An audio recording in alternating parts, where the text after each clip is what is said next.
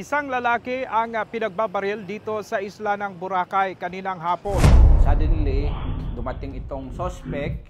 Walang pasintabi, binaril yung biktima. Ngayon ang biktima naman, lumaban. So yung nakipag-agawan ng baril, nakipagbono, naagaw niya yung baril, na-restrain niya yung suspect, palabas ng kanilang store. So nakita sila ng security guard tsaka yung police natin na mabilis na nagresponde. Si Police Lieutenant Colonel Alin Terence Likdan, paton karon nga Island Commander o Chief of Police ng Malay PNP. Higil po ito sa nangyaring I think shooting incident sir kaninang hapon. Any information from RMN and PB News Online Aklan? Sir, good afternoon. Yes, good afternoon po sa ating mga anchor sa media, tapos sa ating mga tagapakinig dito sa Malay Boracay at maging dito sa Aklan, Region 6. Yun nga po, may nangyaring shooting incident at about 1 p.m. this afternoon. So, meron po tayong suspect na kinikilala, si alias Henry de Los Santos. May tamang edad at isang residente ng Sitio Bulabog, Barangay Balabag, Malay Aklan. Ang atin namang biktima, si alias Melvin Binerio, legal age din, at residente naman ng Sitio Manggayad, Barangay Manok-Manok. Ano po trabaho ng victim niya, sir? Accordingly, yung victim, siya yung may-ari ng Boracay Tech Mobile Store located dito sa Lake Town. Okay. So during that time, nandun sila sa store nila kasama yung kanyang live-in partner.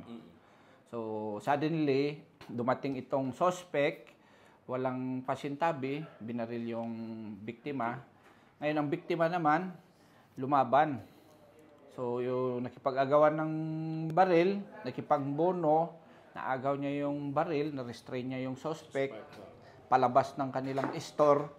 So nakita sila ng security guard tsaka yung police natin na mabilis na nagresponde. So inarrest ang suspect.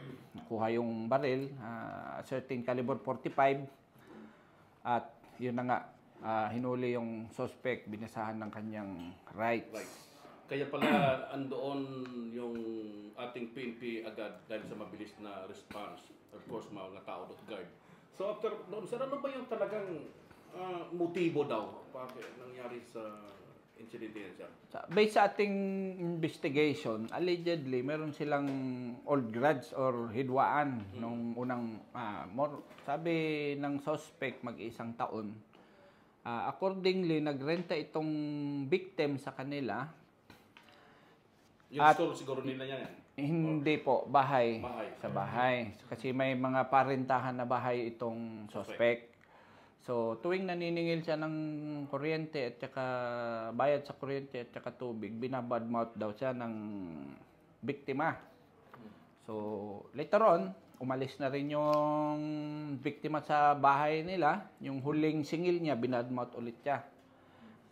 So, parang doon nagkaroon siya ng masamang intention sa victim. Hanggang tuwing nadadaanan niya, parang masama daw yung tingin.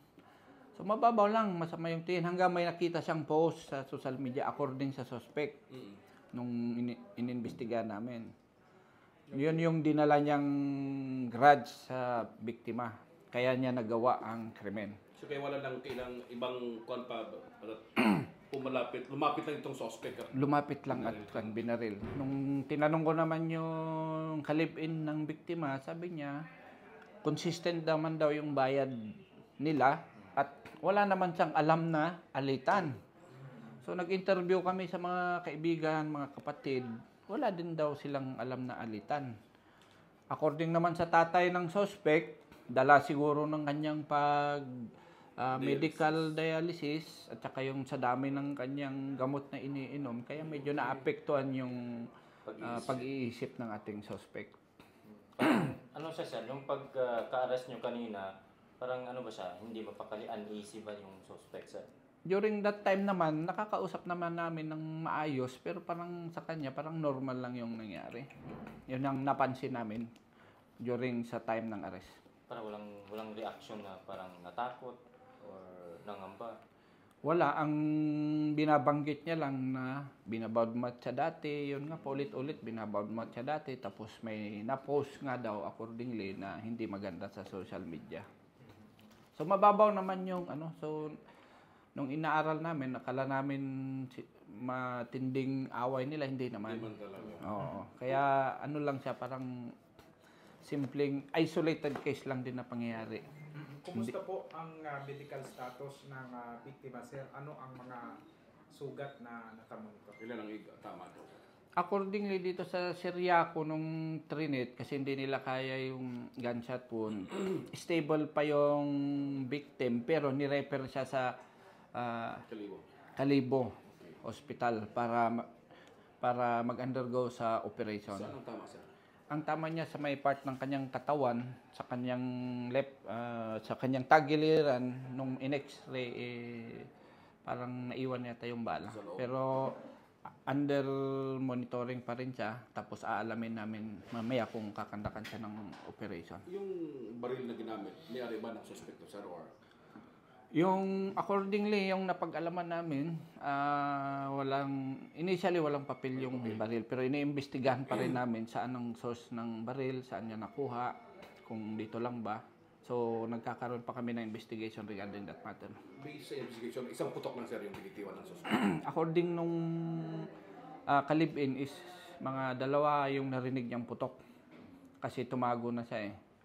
Dalawang putok, nagkaroon ng pambono, tapos na-restrain yung nahuli na. Sino ang pumigil, sir, dito sa suspect mismo?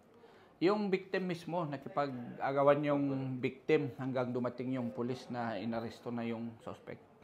Ibig sabihin, malapitan lang yung pagbaril, kaya Malapitan. Pinasok niya sa store, binaril ng malapitan, lumaban yung biktima, na-hold niya yung suspect, tapos dumating na yung pulis, inaresto na Ibig agad. sabihin, wala naman siya sa control ng kanilang pagbaril kasi wala sa sentido eh. Kasi possible siguro na wala din siya alam kung paano bumaril, kahit bakit andito yung mga tama lang, hindi na sa ito siguro. Pwede rin, pero ako na din ako yung mabilis din yung reaction ng biktima. Siguro sa kanyang na will to survive, talagang sinoppress niya yung aggressor eh. Kaya normally siya iba natatakot ka eh. Takbo na yun. Or either magko-cover, siya talagang sinalubong niya yung suspect. Kaya Sinong ibang tao dun, sir, maliban sa live-in? sila lang. Sila lang, wala na ibang tao. Yung kalib-in, tapos yung biktima, tapos yung suspect na pumasok sa store. Sino dito sa dalawa, sir, yung sinasabi nilang DJ, sir? Yung sa victim at sa suspect? Accordingly, yung victim daw yung DJ, pero ang pinaka-main is yung meron nga siyang store, repair shop at saka cellphone store. Kaya siya yung Boracay Tech Mobile Store. Nagbebenta Located yung store na yan, malapit din sa bahay ng suspect. Hindi naman. Kaya malayo. Ibig sabihin, mali yung kumakalat na information na yung suspect ay isang DJ. Hindi kasi nag-undergo yung suspect ng ng chemo. Meron lang silang mga paupahan na boarding house. Kaya nga nananawagan lang nga ako sa ating mga kababayan na kung may mga insidente at saka meron silang haka-haka, wag na sanang ipagkakalat sa social media. Sir, mayroon na nangyari na yan. Opo. Actually, nagpasabi na rin kami sa bilang responsible citizen. Hanggat under investigation yung isang bagay, hindi dapat sila magpo-post sa social media. Kalay pa naman ang kanila. Dapat Opo. directly sa otoridad Yes, humingi ng opo. information. Opo. May lumalabas pa na mayroon daw hostage taking. Oo. Kahit ako mismo, nung sinabing hostage taking, sabi ko, nandito lang naman kami. Paano magkakaroon ng hostage taking? May pulis doon sa video. Marami pong pulis doon. Kasi dyan sa Lake Town Town, yan eh. sa Lake Town, marami tayong kapulisan. Sa halos beachfront, marami tayong kapulisan. Talagang sinigurado po ng ating regional director, si Brigadier General Jose Pinuligan, na malagyan ng pulis itong Boracay. Kasi ang Boracay, show window natin ito sa hindi lang sa buong Pilipinas, kahit sa ibang bansa. Oo. Visitor sa atin, mga foreigner yan eh. Opo. At, Kaya nga, ngayon, at sir, makikita na ganun kabilis ang pulis ng Boracay na nakaresponde. Kasi kung hindi, sugatan na yung yung Victim. Opo. Kung medyo matagal ang responde ng pulis, makakatakas ang suspect, di po ba? Malamang po, malamang makakatakas ang suspect or makakapaggawa pa siya ng further damage. Malamang, oo. Oo. Malamang pa yan kasi baka mawala na siya sa kontrol ng pag-iisip na dahil Tama po. nag-adhere ko siya ng medication. Tama ano pong po. disposition ngayon, sir, ng suspect? Anong kaso niya? Ang suspect ay sasampahan natin ng frustrated murder Adhere talaga. sa kasong pagpatay. So, bukas i-inquest namin siya sa prosecutor sa kasong frustrated murder.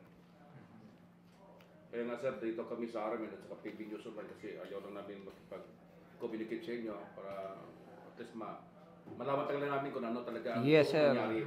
Tama po. Kaya, again po, nire-remind ko yung ating publiko, ating komunidad na kung wala naman sila sa official capacity ng magbigay ng statement, gaya nung kumakalat na DJ or something hostage taking, wala pong nangyaring hostage taking, purely kwan lang po ito, isolated case na may old grudge lang sila. Pero ang kagandahan naman nito, nahuli natin agad yung suspect Yun ang maganda at doon. papailan po natin siya ng frustrated murder na kaso. So, sana naman maging aral ito sa ating mga kababayan dito sa Boracay, especially Boracay, napaka-importanting lugar sa Aklan. Yes po. Yun po din yung panawagan namin. Magsilbing aral po ito sa ating komunidad, lalong-lalo na sa yung nagbabalak pang gumawa ng kalokohan, ang kapulisan ay nandito lang at hindi namin kayo sasantuhin, hindi namin kayo papalampasin. Ngayon naman, ang ating komunidad, humingi po kami ng support sa inyo kung meron kayong nalalaman na may ginagawang illegal, may ginagawang krimen, may kaduda-dudang mga aktibidades. Mangyari po lamang i-report agad dito sa Boracay, Malay Municipal Police Station. Kami din sir po, nagpapasalamat po kami at alam po natin na mga ilang buwan lang sir ikaw na Ano pa lang sir, yun nga po, pinagkakwentuhan namin, 1 month, 6 days pa lang po ako sabi dito. ko, Eh, maganda ang ganyang mga pagdating mo sa Boracay na may mga ganyan na mga challenges. So, yes, sir. lastly, ano sir, yung ano yung kwan mo, ano yung mga assurance sa taga Boracay na talagang wala mga nangyari nga. Sa ating mga kababayan dito sa Boracay, ang pulis natin ay always ready sa anumang insidente. So, yung mga kriminal, wala kayong puwang dito. Siguradong mahuhuli kayo. So, meron pa kaming mga cooperation sa other law enforcement agency. Hindi lang kami, pinaplano nyo pa lang, huwag nyo nang ituloy at malalaman namin yan, huhuliin namin kayo. Huwag niyong subukan. Huwag niyong Sira ang subukan. buhay. So, Talaga kwan yan. sa atin namang mga komunidad na gumagawa ng maayos, kami ay nagpapasalamat. I-continue na lang ninyo gumawa ng kabutihan at kung ano man yung assistance na kayang ibigay ng ating kapulisan in terms of peace and order, nandito lang po kami sa Malay Police Station. 1 call away, tumawag lang po kayo, humingi po kayo ng assistance at kayo ay aming re-respondihan. Maraming salamat po. Police Lieutenant Colonel Alin Terence L. Likdan, ating karoon na Malay Municipal Police Station Chief of Police.